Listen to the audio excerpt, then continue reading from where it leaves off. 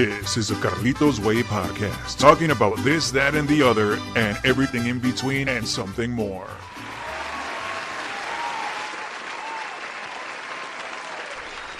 Finally, we're back. It is Carlitos Way, episode 2, the Reboot Open Mic. My name is Carlos Mendez. You might know me as Carlitos Way Graham on Instagram. I'm also on Facebook.com/DJROCKTONIK. A bunch of you might not even know me and might not even care. All 5 of you that downloaded the first podcast over a month ago, thank you so much. That's probably why I only have done one a month so far. Because of all you 5 people. I'm kidding. But it's been a crazy month. That's why we've been kind of dormant and we haven't been here. So I apologize for that. But a lot of stuff has been going on. But before we get into the meat of the matter and everything that's going on and everything that's gone on the last month and why I haven't been here, let me let you know, this is episode 2 officially of Carlitos Way podcast. You can listen to us in a number of ways now. We are now available officially. I'm happy to announce that we are available now on the iHeartRadio platform. So just search Carlitos Way. You'll see the logo of Carlitos Way there, and you can subscribe or just stream our podcast. You could set it up so you can get a notification every time that a new podcast is up. Same thing on the TuneIn Radio app. We were there in the first episode, but we're still there. All you got to do is go to TuneIn Radio on the app, on your phone, whatever device you have, and then search Carlitos Way, and you're going to see the logo right there. And you can set up for instant downloads or just stream it at your leisure. In addition to that, we are also now available on YouTube. Actually, in the first episode, we were already available on YouTube. So I don't know why I'm saying we are now available, because we've always been available on YouTube. All you got to do is search Carlitos Way, and then you'll see the show logo, and you'll see the sound waves there, and that's how you know that that is our official show. So just download it on there, or just stream it, or subscribe, or whatever you want to do. And that's not all, because we are also available at tinyurl.com/Carlitos Way, and then the number 1. And, por si fuera poco, también estamos en YouTube. We are also on YouTube. All you got to do is go to carlosmendezyoutube.com. That's with the Z. Carlos Mendez with the Z, youtube.com. And you'll be able to listen to the Carlitos Way podcast. So as you can see, just because we haven't been here doesn't mean we haven't been working. We've been working on trying to get us into as many platforms as possible. Trust me, still working on Apple. We're still working on that one. Apple makes it so difficult to get on their platform. Even if you own the rights to every single thing you're doing, they nitpick every single little thing, from the artwork to the pixels of the artwork to what you have on the artwork and the quality. I don't want to swear, pero te presentan cada obstáculo para tratar de que maybe they're trying to make sure if you're real to be able to get you on their platform. I don't know. They're trying to see how real you are. So they make it really difficult. Stitcher's another one that I'm still trying to get us on. And by saying us, I literally mean me. Because you have to understand, when you're starting a pet project like this, you are everything. You are the host. You are the producer. You are the sound engineer. You are the graphic artist. And you are the PR person, and every other hat that you can imagine, you wear. And that's one of the reasons why maybe there's been this lapse from the first episode into this one, which we're going to jump into the real reason why. But that contributes a lot to it, because on top of getting ready for a recording session and making sure that everything is nice and tuned and perfect and you're bored and everything here in the studio, well, you also got to make sure that, you know, people are able to obtain your material.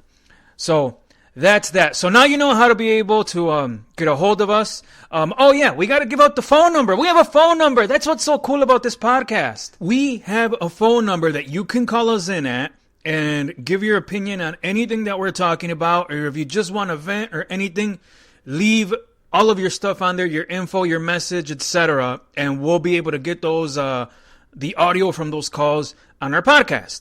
So it's 312-487-1195, 312-487-1195. Again, we're also on social media, Carlitos Way Graham on Instagram and Facebook.com/DJROCKTONIK on Facebook. So jumping right into it, it's been over a month that we had the podcast, and qué vergüenza el no poder hacer este proyecto como originalmente lo quería yo hacer. I'm hoping that going forward I'll be able to do it.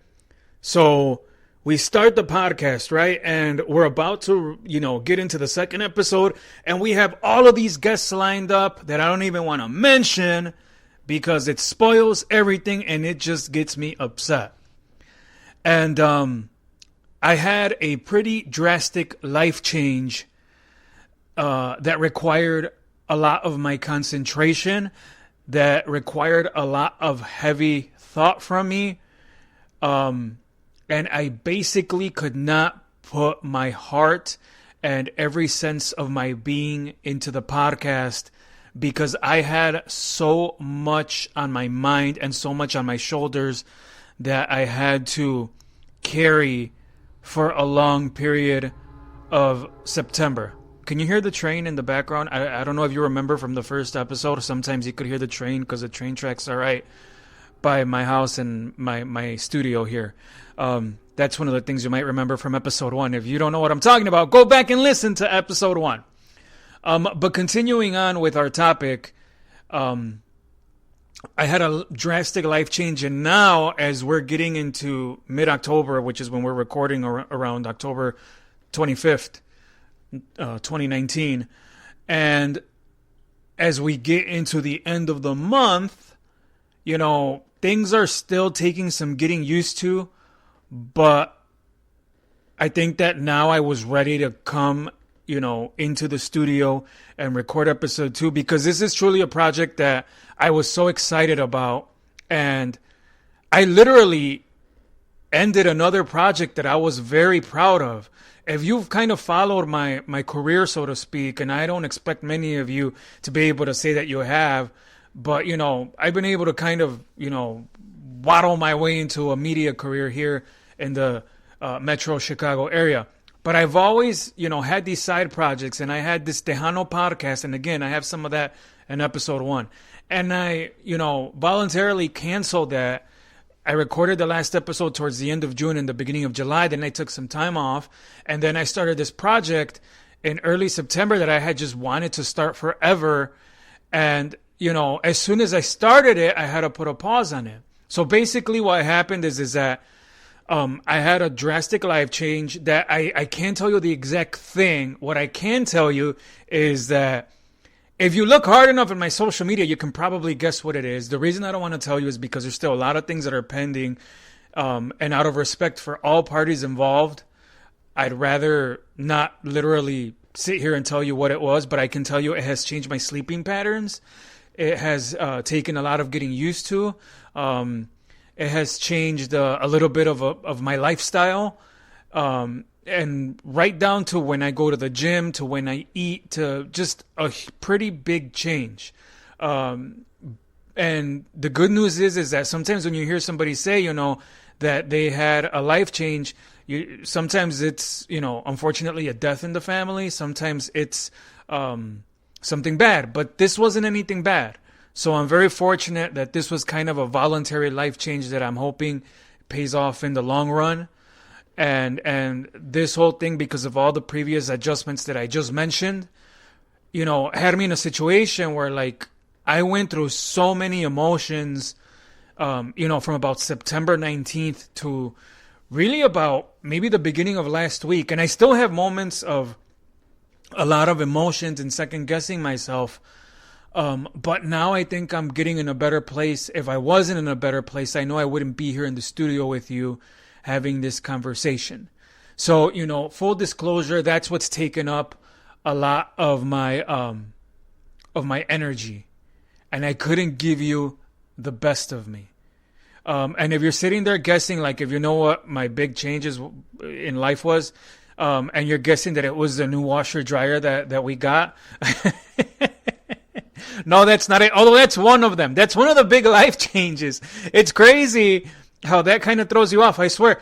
I was sitting at my parents' house about 14 days ago. It was a Sunday.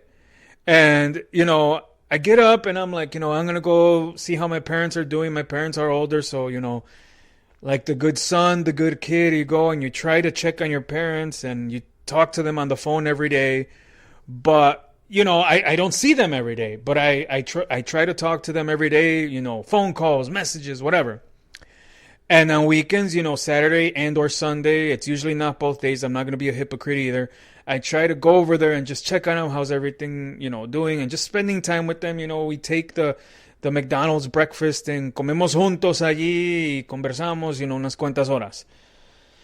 And we were sitting there and all of a sudden I get a message. And that weekend, this is the lamest story ever. I can't believe we're sitting here talking about a washer dryer. But we're sitting there. And that weekend, we had already had issues with the washer dryer because we live in a space that has a very small laundry room area. And literally, you cannot fit a washer and a dryer in there. It's not going to fit. And you can't put the ones that are stackable on top of each other because there's a light bulb that literally sticks out of the wall. And if you have a townhouse or a condominium, you probably know the pain that I'm talking about that I go through. So I remember that weekend waking up, that damn washer dryer woke me up. I remember, I'm laying there and I'm like, what the hell is that noise? And then, she looks at me, but she's like, that's the washer dryer. I think something's wrong with it. And I just kind of blew her off because I'm like, you know what, dude? I ain't trying to go through all this because we literally just got the washer dryer fixed in 2016. I remember that because it was the year the Cubs won the World Series. And that Sunday, which was that morning of when she told me it's loud and it woke me up and I went to see my parents, I get a message and she tells me, yeah, the washer dryer is busted. And I say, okay, what's wrong? And the washer dryer was not drying the laundry. It was coming out soaked. And she messages me and tells me, we're not going to get it fixed. We're going to go buy one. And that's it. And I'm like, pues bueno, ella manda, and I guess that's what it is, right? So I rush home. We go to the store. And an hour and a half, 2 hours later, we had purchased a washer dryer for a lot of money. And it wasn't even here yet. O sea, it's one of those where we're just like in dire situation, and because 3 years prior we had kind of been shopping around for a washer dryer. And we were already experienced in washer dryers, so we're like, yeah, we remember from the last time, so let's just get this one. And yeah, pues sí. Almost $2,000 later, we got our washer dryer. And I remember that 2 days later, when the delivery is supposed to come and install it, I had to clean out that whole area of where we keep the our laundry room, our so-called laundry room. I had to clean it out because we have a lot of junk in there, which I'm sure a lot of us have makeshift spaces of where we keep stuff. Finally, the delivery drivers get here. They couldn't find us because they were calling her instead of me, even though we specifically told the store, call my phone because I'm the one that's going to be home and not her. I'm sure you've gone through that, right? Yeah, that's what we pay for. Finally, they find, the house. They bring it inside. They struggle. And then, I don't know what was going on that day, but the delivery guys were like arguing. They were like arguing with each other because one of them was like this tall, big dude. And they were supposed to get here between 2:30 and 4:30. And you know what time they got here? They got here at 5:30. And they got here and they were just done with the day, and you could just tell. So they bring it in, and then they have to haul the other one out. And then they're looking at the space and they're like, I don't know if we're going to be able to squeeze that in there. And I'm like, Jesus Christ, what the hell did we just buy then? And then one of them comes inside and he takes out the tape measure and he says, you're going to have to take down the door. There's a door that goes into the laundry room. Well, my significant other would tell you. She'd be the first one to tell you, and she'd be kind of happy to do it, to tell you that I'm not the most handy man on earth. In fact, I'm pretty lousy. I'm not one of those people walking around with the tool belt fixing things for fun. I'm not. So this guy's like, you're going to have to take the door down. I kind of blew him off at first. He brought in the washing dryer thing. And he's like, I thought I told you to take off the door. And I'm like, Jesus Christ, man, you're really going to make me do this, aren't you? So then I go and I get the tools. And as I'm getting the tools, I hear a little bit of not a snap, but I hear a little noise, not anything too bad. And then this guy comes back with the door in his hand and he's like, here's your door. And I'm like, great. Just freaking great. This guy just took the door down. So one of them jumps into the laundry room while the other one gives it to him. And it was like watching, I swear, it was like watching Elmer Fudd try to catch Bugs Bunny with Acme products, because they were trying all these ways to try to get the laundry washer dryer thing into a really small cramped space. They finally got it in. Then the guy was stuck and he had to crawl out and he almost fell out flying over the washing machine dryer. I'm not kidding. I wish I was, but I'm not. They dinged the ceiling. There's like a small ding in the ceiling that wasn't there. And the whole time I'm trying to keep my cool. I really am. Take out a couple waters from the fridge. Give it to them. Here you go, fellas, because that's what you do. Sign some paperwork. They were on their way. It was like 6 o'clock already. Mind you, they were supposed to be at my house between 2:30 and 4:30. They head out. And then I could not for the life of me put the door back where it belonged. The house was a mess. I almost lost my cool. Bless his heart, my stepkid Jay, he's really handy at his almost 15 years old. And he's the one who put the door back on.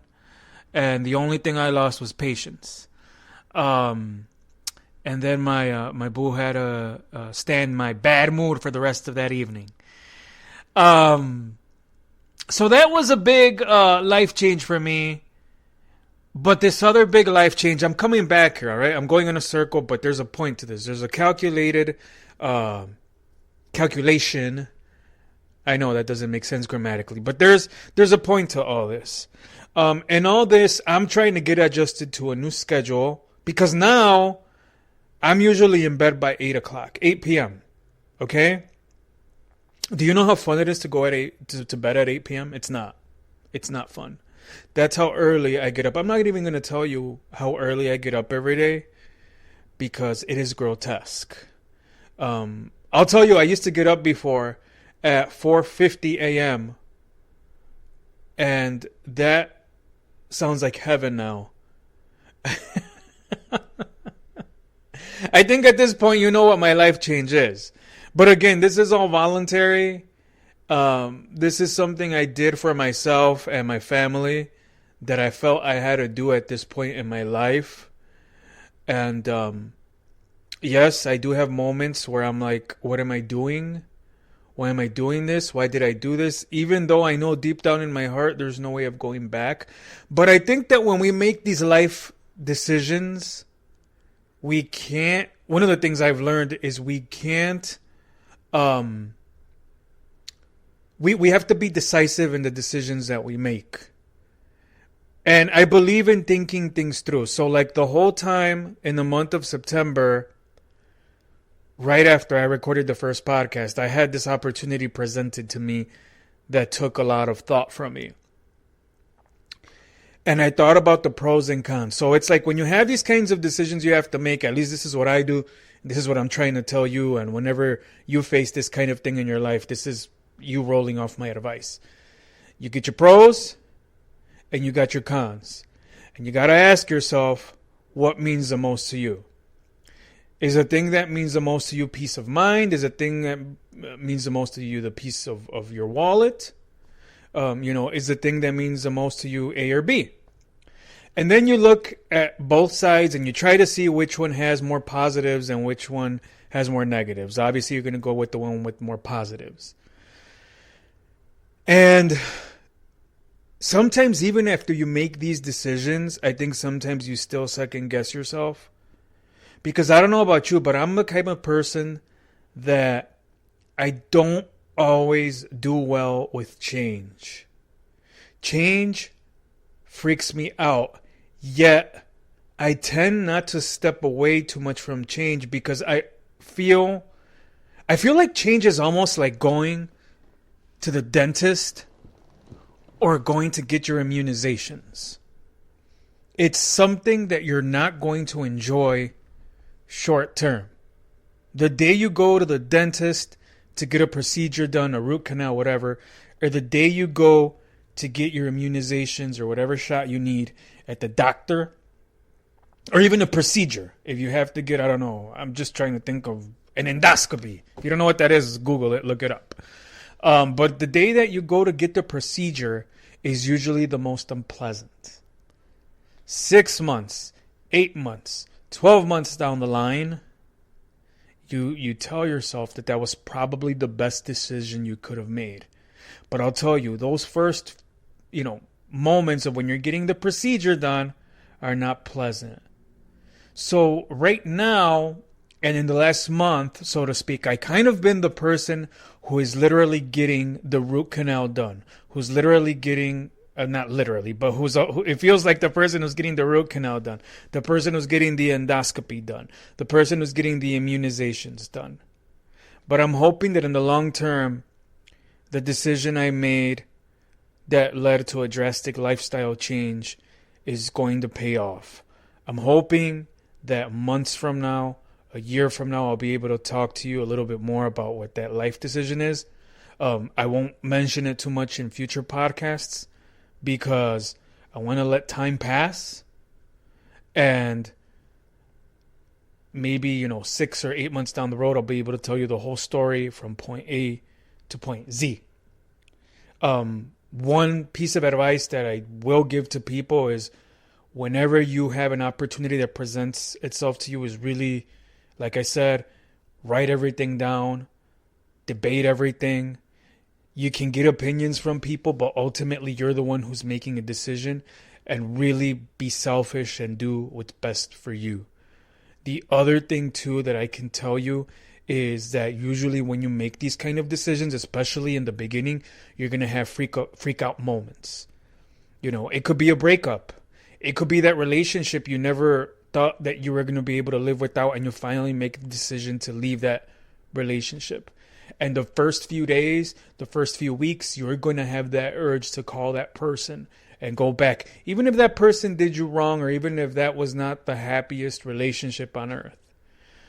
But that's kind of like, I was thinking about this recently. I don't know if you ever saw the movie with Tom Hanks, Castaway. And I always think about this in this type of situation. If you remember the scene where he finally calculates everything and he figures he can get off that damn island. Okay? No disrespect to the island. But everybody's so sensitive nowadays. But when he finally figures that he can get off that island, he calculates everything.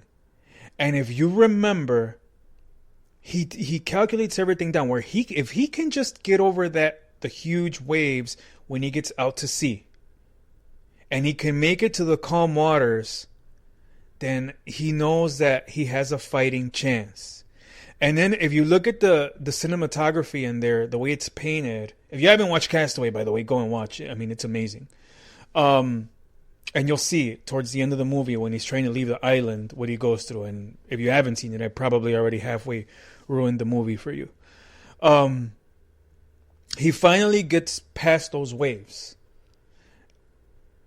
And then he has a few more obstacles, like the storms that he faces. I remember there's one scene too where there's like a giant whale next to him, and you literally see the whale's eyeball. That's actually probably my favorite scene of that movie. And then he loses his best friend, which was a volleyball. But then when you have that loss because he's grieving because that was his best friend, it's like he's hit his lowest point after he made a very drastic decision, which was to leave the island and risk everything. Finally, after all that, he's laying down in his, pretty much handmade raft. And he's almost darn near dying. And then all of a sudden he's sleeping and he's woken up by water splashing on his face.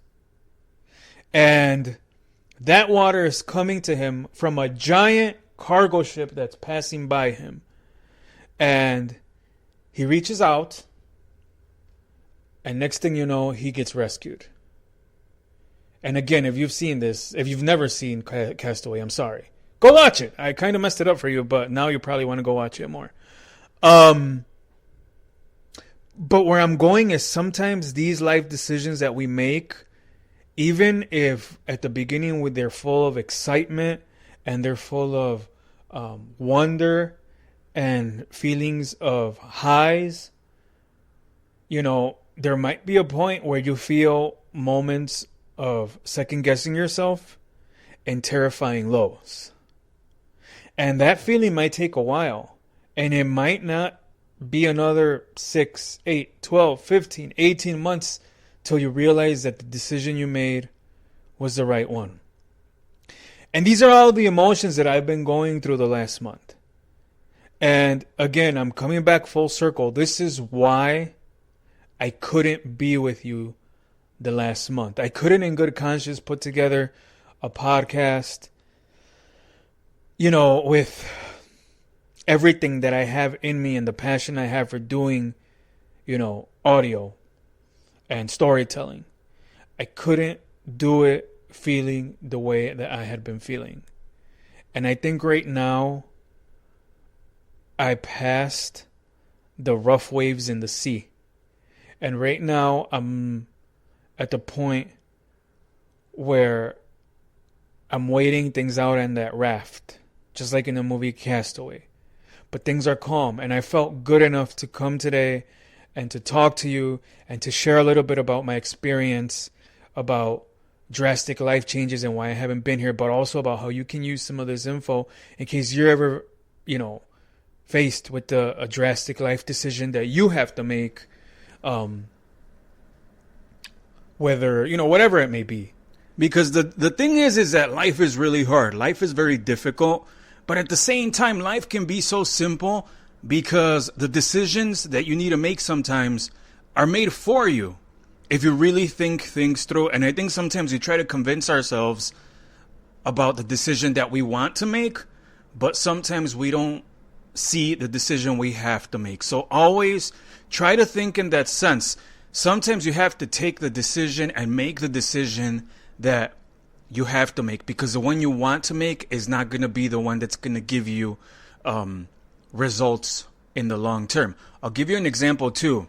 In 2006, I had a tremendous opportunity to go work for a Major League Baseball team. And if you kind of have gotten the gist of what I do for a living, I've worked in media. Media is always what I've done. Pretty much since I was in college, I decided this is what I want to do with my life. So in 2006, I got the opportunity to go work for a Major League Baseball team. And at the time, I didn't know if I necessarily wanted to leave Chicago. And the salary that I was being offered at the time was not that great. It wasn't horrible, but it wasn't that great. Now, the way I had it sold to me, and here's the thing, the Major League Baseball team flew me in, and I remember that day. It was March of 2006. March of 2006. They flew me in. They didn't put me up in a hotel. They didn't. And I'm not going to tell you who it is because I want to keep it respectful to that baseball club. But they flew me in, and they didn't put me in a hotel. And that day, I swear, I woke up and I was so sick. I was sick as a dog, man. And I left my house that morning at like 5 a.m, caught the flight, got there. I just felt like crap. And I did the best I could because at the time I didn't have a job. I was between jobs. but I was okay financially. And, you know, to me, it was like this really cool thing just to get flown in and, you know, get wined and dined. He took me out to lunch in downtown of that city. You know, I saw the ballpark and whatever. And when I left, I was, you know, feeling really mixed emotions because here was this really cool opportunity. At the same time, I was sick, so I was kind of drugged up at the time. And then I flew back. And I remember I was flying back in the plane, and I felt so much. I've never felt pain that bad in my ear, because if you're ever sick and you have to hop on a plane, man, that's a bad mix. Like when you have like a bronchial kind of sickness. So I felt like death when I was coming back. Finally, the time passed, you know, like 1 or 2 days. I get a email back from them, and they're like, you know, we really liked you. We loved you. You know, we can really see you working with us. And the job was going to have me traveling around the country for 81 games a year. Of course, in baseball, in Major League Baseball, it's 162 games a year. So I was going to be living in this city, and then I was going to be traveling 81 games a year, which included some visits here to Chicago. But deep down in my mind, as much as I wanted to do this, as much as I wanted to just go for this, at the time, I kept coming up with excuses. So I kept saying, well, you know, the money you're offering is not good enough. Okay, well, we're giving you this much money as well as a stipend because you're going to go to Florida for spring training, and, you know, you have this much as a stipend. We also give you another stipend, you know, for meals and whatever for during the season. Okay, well, my number is this much. If I don't get this much, I'm not leaving. Okay, well, you know, they try to, you know, sell you, you know, you get this benefit and this benefit and this benefit. And then I'm like, okay, well, what happens in the off season? Well, in the off season, you're part of the marketing department. And I'm like, okay. And then I convinced myself that I didn't like that. And then I thought to myself, you know, this team, this franchise really isn't that great anyway.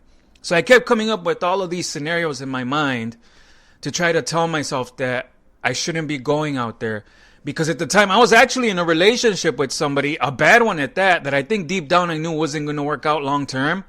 But, you know, I kept coming up with excuses to not take this job opportunity. And I kept, you know, also telling myself, well, you know, my parents are here and so forth. So the point I'm trying to make is I kept coming up with excuses for the decision I wanted to make and not for the decision I needed to make. Now, right now, I'm at peace with the decision I made back then.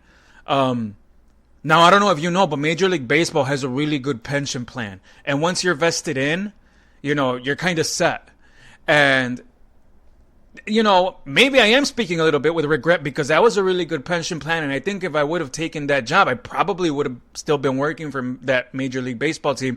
Or I probably would have even had a chance to come back and work for one of the Chicago teams. You know, eventually. But at the time, I was trying to come up with every excuse in the book so I wouldn't take that chance. Needless to say, a few months later, that relationship I was just telling you about, well, it went to hell, for lack of a better term. And that was over and done with. And then, a few months later, I did find another job in the industry for a lot less money. It was less than they were even offering me. And you know, it was significantly less to the point where I had to work like 2 other jobs at the time. And, you know, years later, I ended up buying some property, and this will be in a different podcast, but there was nights like in '07 that I used to go to the store, you know, and I would buy like bologna. You know, the bologna with like that they sell for $1. I don't even know if that's real meat or whatever it is. But I would buy that big thing of 99-cent bologna. And then they used to have a big bun of bread for 99 cents. Then I would buy this cheese. And it's funny because this cheese, you ever go to the store and the difference between real cheese and not real cheese? Well, the not real cheese says imitation cheese slices. Okay? So these imitation cheese slices, you get like a big packet of them for like 99 cents. So I used to go and budget my money, and I would get this cheese, this bologna, and this bread. And that used to be what would get me through to the week, to the end of the week or to the next paycheck. That's what I used to live off of. And then I remember occasionally I would be able to treat myself. I would go to the McDonald's, and back then, this is like 06, 07, used to be able to buy like a double cheeseburger for like, I think it was like 79 cents or whatever it was, 99 cents, one of those two. So sometimes I would actually splurge, buy like 2 of those double cheeseburgers. So that's 4 patties, right? This is ghetto, but this is how it was. And I used to buy the 2 double cheeseburgers. You would have 4 hamburger patties. And then when I was at the store buying the bologna and buying the cheese and whatever, I used to buy, I used to take a couple of loaves of bread, or not a couple of loaves of bread, but a couple of slices of that loaf of bread I bought for 99 cents. And then I would be able to make like 4 cheeseburgers out of that. That's how the struggle was. So then you would sit there and think about that decision that you didn't make a year ago for more money, and kind of traveling the country to all these cities, working for Major League Baseball, being, vested into the Major League Baseball pension. And because I made all of these excuses for myself about the decision that I wanted to make and not the one I needed to make, I was sitting somewhere eating what I just told you I was eating. So that just goes to show you again the results of the actions we take and how sometimes the decision that, we didn't want to make really comes and affects us. And that's why, again, it goes back to the same thing about recently I was presented with an opportunity and I had to make this decision.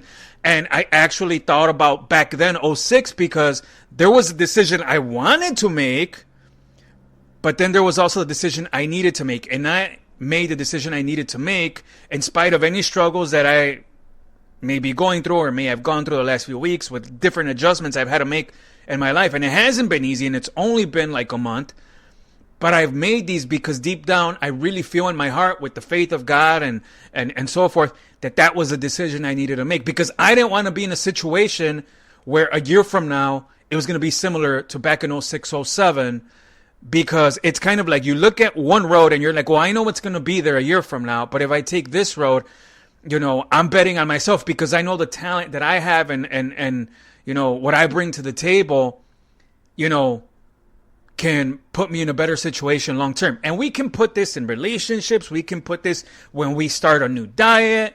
If you continue eating crap or if you continue eating better, what do you think the result's going to be a year from now?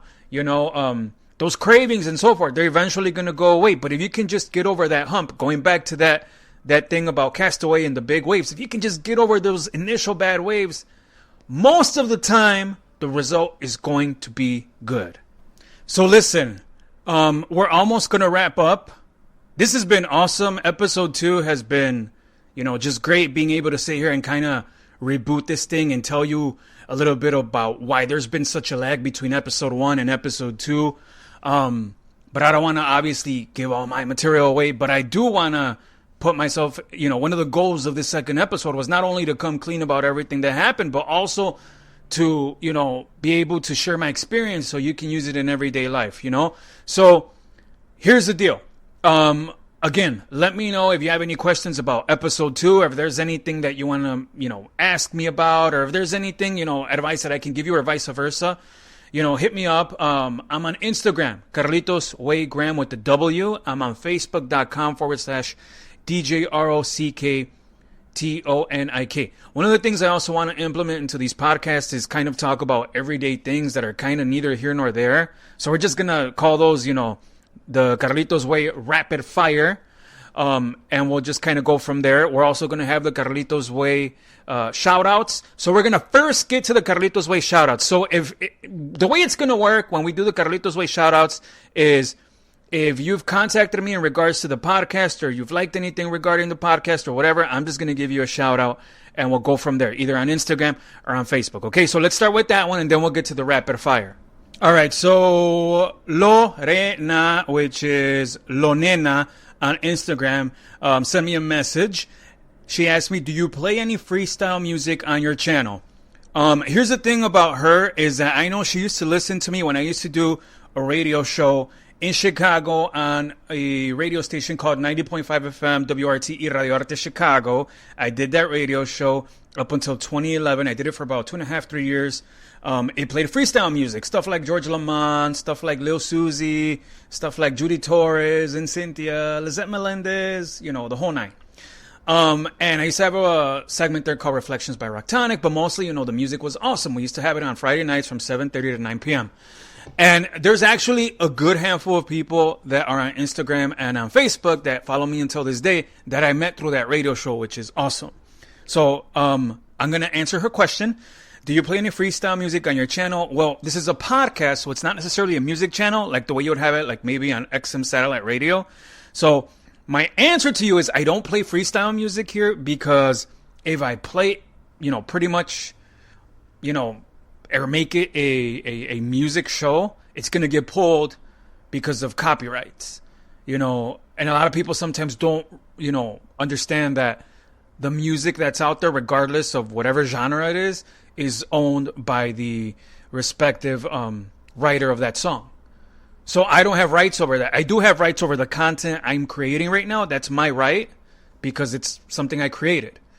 But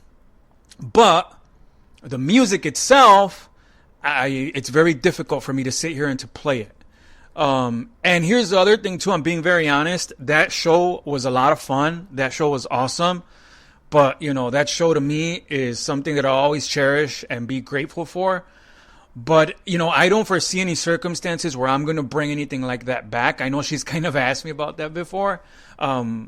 We do play some freestyle on radiotortilla.com, which is something I'm a part of right now. It's on Fridays. You can check out radiotortilla.com for info on that. But as far as like playing music or freestyle music specifically on this is a podcast. And usually what we do here is we just kind of talk, and kind of have an open forum here because I'm a natural storyteller and a wannabe funny guy and DJ and everything else. And sometimes, I'm not that great and I'm not that funny. And most of the time I'm not. But this is kind of a way for me to kind of have an outlet that I created for myself at the same time while kind of still staying in tune with that. So the one part we'll still have is that kind of Reflections by Rocktonic aspect that we used to have on that radio show because we're still going over experiences and so forth.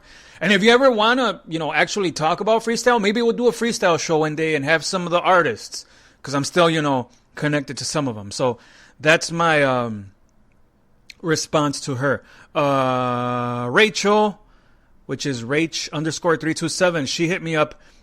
She's actually a former coworker of mine, and she was actually replying to something that I posted on Instagram recently about an audio snippet from the first podcast episode where I was talking about guilty pleasures, and I was talking about a plate of cereal. It's funny because earlier I was actually like eating handfuls of cereal of Trix. We have like 6. I'm looking over at the fridge, which isn't too far from me right now. We have like 6 cereals up there. We have Trix and Cinnamon Toast Crunch and Cookie Crisp and Cocoa Pebbles or the Peanut Butter Pebbles, whatever you want to call them. And then there's some other ones that I can't even see because they're kind of buried in the back. So shout out to her for reaching out. I'm hoping she went and listened to that first episode. And if you haven't, please do because we talk about some guilty pleasures. Little things like, cereal. Cereal is one of mine, and there's some other ones as well. Let's see what else we have here in regards to this podcast. As I'm looking here, I want to send a shout out to Living La Vida Evie, to Jeanette, who sent some love and some likes regarding one of the audio snippets on Instagram. Shout outs, let's see, to Manuela, to DJ Pound, DJ Forever Chicago, to Ray Rodriguez for hitting me up. Ray, I'll hit you back when I get a chance. I know you inboxed me, but I have to kind of process what you told me. I already mentioned Rachel. To Melissa, a.k.a. Brack Flag. She sent us a like. On Instagram, to the Where Latinos Out Loud page. To Juan Bago, a.k.a. Michael Diaz. To John Genza. I'm sorry, man. I haven't worked with you in so long. It's been too long. John Genza is like awesome. John Genza, I used to work with him years ago. We're both Chicago Fire fans. The last time I saw him was at a Chicago Fire game. It was at a playoff game. It was so disappointing and cold that night. We went to the playoff game. It was the last Chicago Fire playoff game until this day, and they lost. And shout outs to him, man, because he subscribed, and I think he's involved with the podcast too. Maybe he is, so we can get him on one of the future shows as well. So over on Facebook, let's see if we have any shout-outs that we got to get to. Let's see here. I'm looking. Shout-outs to Luis Gomez, for the like, to Mariano for the liked. Let's see. There's one more that we're trying to go by their nickname. Let's see as we refresh my tablet here. So remember, again, if you send us any kind of comment or shout out or anything like that, we'll give you a shout out, here on the podcast. El Mega Macho. That's all we're going to call him for now. El Mega Macho. Thanks so much for the message, and we'll talk, brother. We'll talk. Maybe we'll have you here on the podcast sometime soon. Okay, so it's time for rapid fire. And because there's been so much stuff that has happened between our last podcast and the one now, we're just going to kind of be all over the place in this one, okay? So, so as you may or may not know, I'm a huge fan of wrestling. I know a couple people have hit me up and have said, what do you think right now about the new wrestling promotion on TNT, AEW, All Elite Wrestling? And again, this is rapid fire, so I'll give you quick hits. I like what they're doing. I just hope that they can keep it going long term, because I can tell you, producing daily or weekly content consistently that is good is very, very difficult. I'm hoping that they can sustain it long term. I will also say I think there's way too much wrestling on TV right now, and I think that has watered down the product. I can't even keep up with it. The promotion I'm probably watching the most is AEW, but between AEW and WWE and Ring of Honor and all this other stuff, I know there's now even an NWA thing on YouTube. There's just way too much right now for me to be able to keep up. So it's kind of like waters everything down, because I only have one set of eyes, and I can only watch so much of men grappling each other while they're wearing tights, and women. So that's where that's at. I'm a huge Cub fan, brand new manager. I know I've had a couple people reach out to me and tell me, what do you think about the hiring of David Ross? It's one of those, again, where I'm hoping that it works out, but my only question in all of this is, I don't know what he brings to the table. He has very little experience, and I think they're going to have some growing pains, especially in the beginning of the season, with little things like managing a bullpen and real game situations. It's really easy, and I can tell you this from places I've worked. There's people who think that they can do a certain job until they're able to sit in that hot chair and they're faced with real live situations, and all of a sudden they're like a turtle and they hover in their shell. So I'm hoping long-term it works out, but I think there will be some growing pains. Personally, I would have liked to have seen someone with a little bit more in-game experience. What else do we have? Oh, of course, I have to mention this. The Joker came out since our last podcast. All I have to say is, man, if you haven't seen it, you're probably only like one of a few people, because it seems like everyone has already seen it. That movie was amazing. It was funny because my significant other was like, ay, míralo, ahora ya es bien aficionado del Joker. Now all of a sudden he's like a huge Joker fan. And at the risk of sounding hypocritical, I mean, she's kind of right, but at the same time, I mean, I got really into the movie, not just because of the great job by Joaquin Phoenix, but the thing is that, when I was a kid, I'm not going to sit here and say I was bullied, but I'm not going to sit here and say I wasn't bullied. And, I think sometimes people take advantage of your kindness. And I think that a lot of us can relate to that. And I know I can relate to that, especially when I was growing up. I was a kid who, like, the first day in high school, sat by himself at the lunch table. I'm not kidding. That's the truth, and there was times where you felt like you were pushed around. So there's that connection. I don't agree with taking a violent approach to it. I think that there's better, more efficient, kinder ways to use that as a learning experience, as opposed to what his character did. But, the acting job was so great that, it makes you kind of think about these things. It's something that really makes you think. If you haven't seen it, go see it. But yeah, I became like a huge fan of the Joker. I always, understood the character a little bit, from an evil and non-evil point of view. But I think that every single thing or person has a backstory. It's just cool to know the backstory of a villainous character is a story that good people sometimes go through. Does that make sense? So yeah. And one last thing I wanted to say before we head on out of here is that in the last first podcast, I should say, I was talking about all my favorite sports teams, and I have to correct myself. I never mentioned the Chicago Bulls. In spite of them not getting off to an undefeated start to the 2019 NBA season, I didn't mention them in my first podcast about them being, one of my favorite teams as well. So yeah, they're one of my favorite teams, so I had to get them in there. And I told myself in the second episode, I'm going to correct that. That's all the time we have on this second episode that we are titling the Reboot Open Mic of the Carlitos Way podcast. Remember, you can listen to us by searching Carlitos Way on the iHeartRadio platform and also on the TuneIn Radio platform. We are working to get on Apple and iTunes, which is the same thing, along with Stitcher. But you can find us on those two major applications. And also, you can find us at carlosmendezyoutube.com or just search Carlitos Way on YouTube. That's it for now. Next weekend, which is the weekend of November 1st, we're going to come back with another episode. And then amongst some of the episodes that we have coming up in the month of November, I want to do one on DJing because that's one of my passions as well. But it's not going to be just about DJing. It's going to be a little bit about the DJ culture, the entrepreneurship aspect of the DJ culture, DJ stories that you won't believe of some of the stuff that when you go to these quinceañeras and bodas y ves ahí el DJ, por lo que pasa ese compadre, Trust me, it's not all partying and games, okay? Okay. Follow me on Instagram, Carlitos Waygram with the W, Facebook.com/DJ ROCKTONIK. Remember, you can hit us up. We have a phone number as well.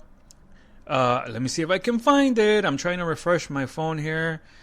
It is, I know, I should really know this, but I don't. I'm not even kidding. Okay, es el 312. Come on, Internet. Okay, ya va reclarando. 312-487-1195. All right, call us up there. Leave us a voice message. 487-1195, area code 312. Hit us up, okay? Thanks so much. Till next weekend, the weekend of the 2nd of November. Carlitos Way, Graham. I'm gone.